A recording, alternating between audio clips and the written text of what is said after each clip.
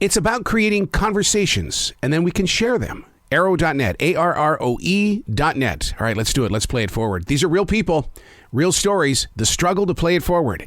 Episode number 505 is with Marine Major Tom Schueman and Zach, creators of the book, Always Faithful. Hey, good morning. We're doing all right. Thanks. First of all, I want to thank you. I want to thank both of you for your time to serve the nation and as well as the world. I mean, you guys are dedicated to what you're doing, and from this book, we're going to see how deep your dedication and loyalty has gone. Yeah, it's our pleasure. The book is called Always Faithful. For the two of you, very rarely does the average person get to see this side of the storyline. What was it like for you guys to collaborate to bring it together?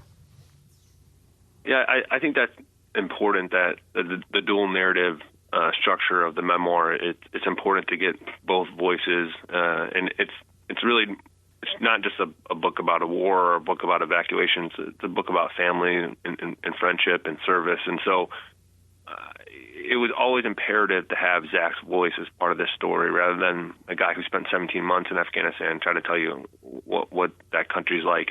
You've got someone who was born there, who was raised there, who's invested in this country, and you get a unique insight into the beauty of the culture and the people. And so I think this structure was really important to the overall storytelling.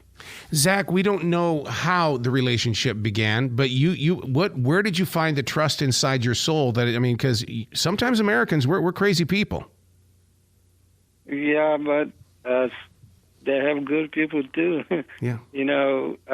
We work together, we fought together for our same purpose, the purpose is for the peace of both country, not the both country only, just for the whole world, and that was very, very excited for me to work with them, and I was eager to go serve my country, help my partners, the U.S. forces, and go just serve for my people and bright future of Afghanistan, and for the people of Afghanistan and our partners, U.S. and the nation of the U.S. Major, it's a sad story that most of us only know the story of Afghanistan through the news media. For you to release a book like this, where you're going to kind of set some views straight, did you have to go through?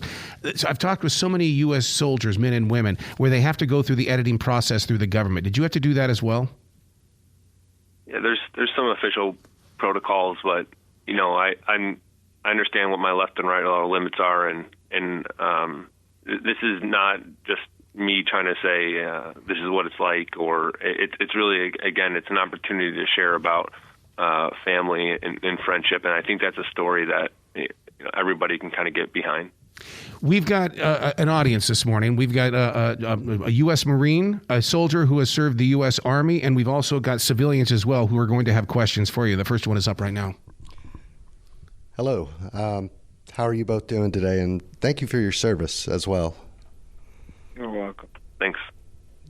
I was wondering, hearing your story, I don't know that much about it, but just hearing the commentary here in the beginning, what was it like when you two both met each other for the first time on both sides, one than the other? If you could tell me what was your perspective in meeting each other.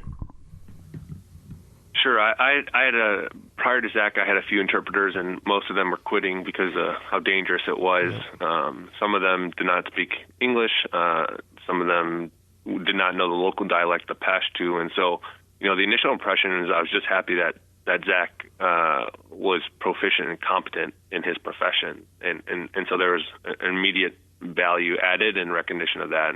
But that was kind of transactional. Very quickly, it became evident that Zach was much more than just a person who can interpret a language or a culture, but he was really a fighter and warrior. And when he started to take on responsibilities above and beyond what was required of him, he moved from just a guy who translates for us to kind of becoming one of my Marines, somebody in my platoon as well.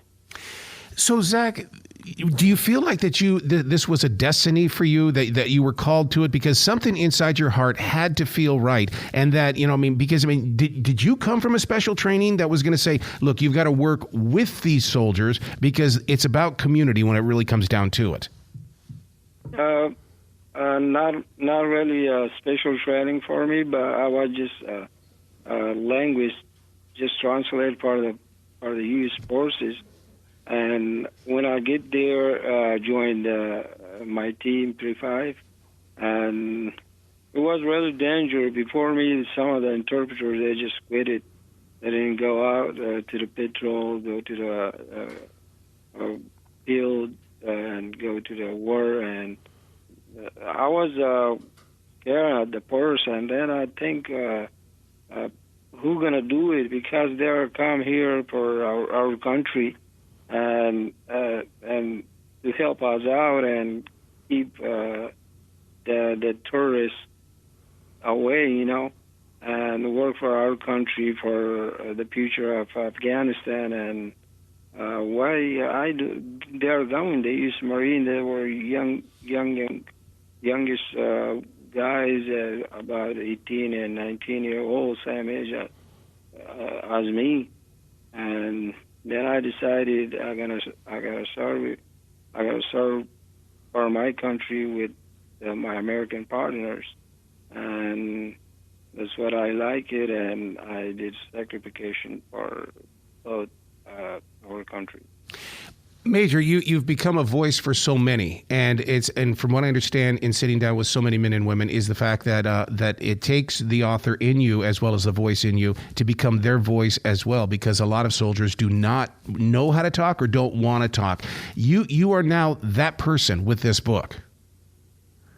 Yeah, well, to me, I hope I'm able to tell the story of the junior Marine, the junior soldier who is 18 or 19 years old and answers the call to duty and answers the call to service and does what our nation asks them to do. And so, many people got the impression of the fallout of Kabul and saw that catastrophe. But what maybe not everybody saw is that there were young men and women that were holding the line from 2-1 and 1-8, these Marine battalions who, despite that sea of chaos, there were young men and women there who were courageous and faithful all the way to the end. And so if I have an opportunity to kind of amplify that junior Marine or soldier, it's my privilege to do so. What was it like when you saw things starting to crack down? The way the news media was there, but they were to me it's like a thunderstorm. They're always going to go to the worst part of the story and not show you the good stuff. Yeah, I mean, I think that's human nature to kind of gawk or look at that kind of stuff or stare at that. When you see an accident, sometimes it's hard to turn away. But again, that's part of why we felt compelled to tell this story, is that there's a lot of incredibly brave young men and women whose story is not told or hasn't been observed. And I think it's a story worth knowing. And if we get to say their names or if we get to highlight their valor or courage, that's what we wanted to do. CBS started a brand new show that was about a U.S. soldier coming back from Afghanistan with his interpreter, and they turned that into comedy. You're giving us the more authentic, but don't you think that more of these stories are going to grow because there is a brotherhood, there is a connection between the two of you? Of course. I mean, any relationship born in combat is special and unique. When you become brothers under fire, you become bonded in a way that is unique. And so I think you'll find that it forges this lifelong relationship and kind of kindred spirits that you may hear more about. Zach, did you feel like it? Because if somebody were to approach me and say, "I need your help to be able to create a connection with the people, with this community," Zach, what was there something that you kind of made? Did you ever stand back and go, "I don't know," or was this something you go, "We have to do this. This is something that must be done"? Yeah, something is right. I must do it. And this is our responsibility. It doesn't belong to religion or nation. That's humanity. We gotta work together, and We help each other. We are making brothership, friendship, and this is all we done. Whatever need to be done. Hey, good morning.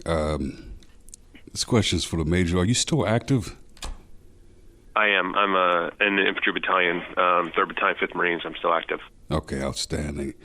Listen, my name is Orlando Williams de la Rosa. I am a former sergeant, United States Marine Corps, Semper Fi. Rah, Semper Fi, rah. I was deployed with 13th MEU in 2001 after the September 11th attacks. Now, this is interesting. You're talking, you're writing this book about the Marines' experiences over there in the war. I kind of wanted to do something different, being that I'm a veteran who's going through the system, the VA healthcare system. You haven't reached that point in your life yet, there, Major. But I wanted to tell the view from the point of view of the veteran who's returned from war and going through the PTSD and things like that. How did you get started with your active duty and you're writing a book? Yeah, there are certain constraints while being active duty in writing, but right. Knowing my left and right lateral limits was important, and I stayed tactful and respectful, and in terms of what the strategy is, I was a lieutenant. The strategy wasn't on me. I went and I fought where I was told to go, and so we keep it at the tactical level and at our experience there at the tactical level. Okay. So, yeah, you can't tell too many of the secrets or anything like that. So the Marine Corps supports you as you the Marine Corps has been endeavor? I'm telling it's our motto, Semper Fi. That's right. What the book is all about. It's about being no better friend, no worse enemy. It's about being always faithful. And so I'll continue to hopefully make Semper Fi more than just a motto, but actually how we live. And I think the Marine Corps can support a story like that. Outstanding. It's good to go. My second question is for Zach. It's one of the things that on the outside I'm paying attention to what's going on with all the people who help us there, all the translators like yourself there, Zach. Were you given U.S. citizenship? Because that's one of the concerns that I'm like, if we're helping out our troops, and I think, they should be given citizenship. I applied in 2016 for the special immigration visa, but because of my lack of documentation, it is rejected in 2021 March, and we appealed it again, but I didn't have the response.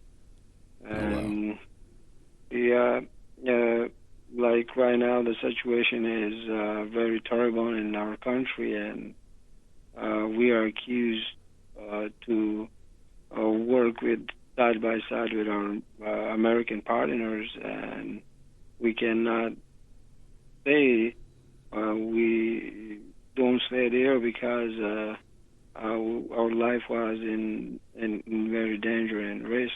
My family, and absolutely, that's why we do withdraw and come to United States to keep our lives safe. And I hope in the future, if U.S. government give us citizenship or keep us here for some time. Well, Zach, you know what? You're hanging out with the Marines. Hey, I'm sure some of that is rubbing off on you. Don't give up. All right? Keep going. All right. Thank you. Thanks, bye. Major, when you do a book like this, there's got to be speaking engagements that the two of you are going to be going to. Are you setting up a tour? Because there's listeners that are hearing this on iHeartRadio, and they're going to go, I want to go and hear them speak. Yeah, we've done a couple engagements. I'm pretty excited to be able to go back to Chicago, where I'm from, and actually where I was commissioned, the library where we were commissioned. We're going to have an opportunity to discuss the book there and sign a few books. And we've got a great publisher, and I'm sure they're going to take care of facilitating that tour and have some opportunities for us to meet with the public and to continue this conversation. Now, Zach, one of the things that Orlando did bring up was the PTSD. We always hear of the soldiers having PTSD. What about you as an interpreter?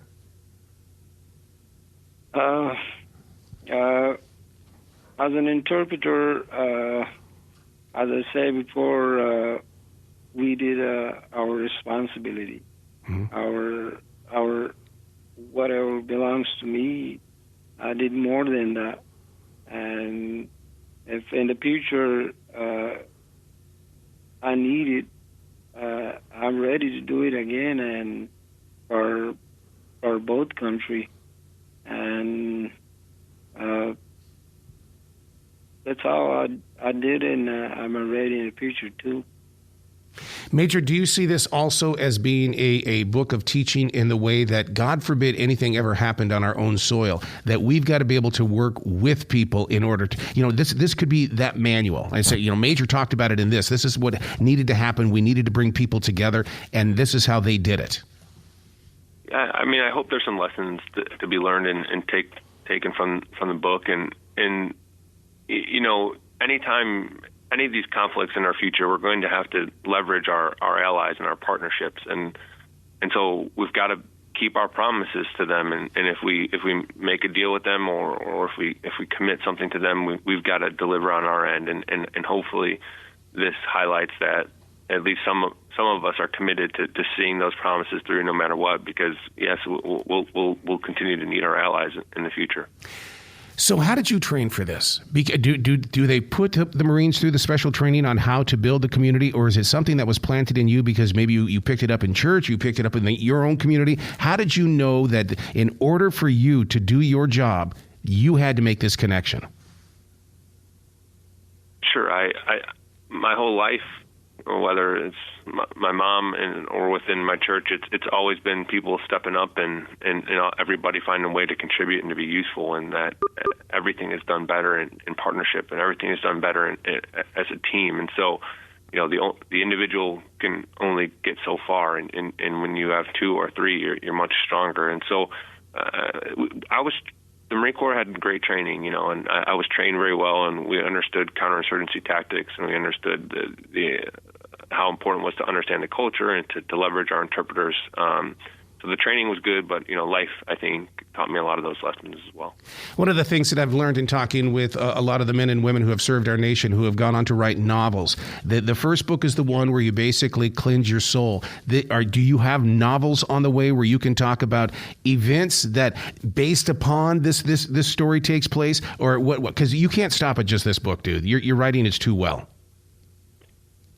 Yeah, well, it takes a village, and it was a great effort to tell this story. And, I went to Georgetown and I studied literature, and then I got to teach at the Naval Academy. I got to teach writing and literature. And so writing is something that I'll continue to do because it's how I make meaning. It's how I understand how I'm feeling. And so writing to me at times is like as important as breathing. And so I'll continue to write. Excellent. The two of you have got to come back to this show anytime in the future. The door is always going to be open for you.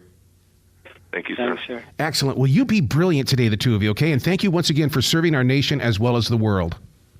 Thank you, sir. Simplify.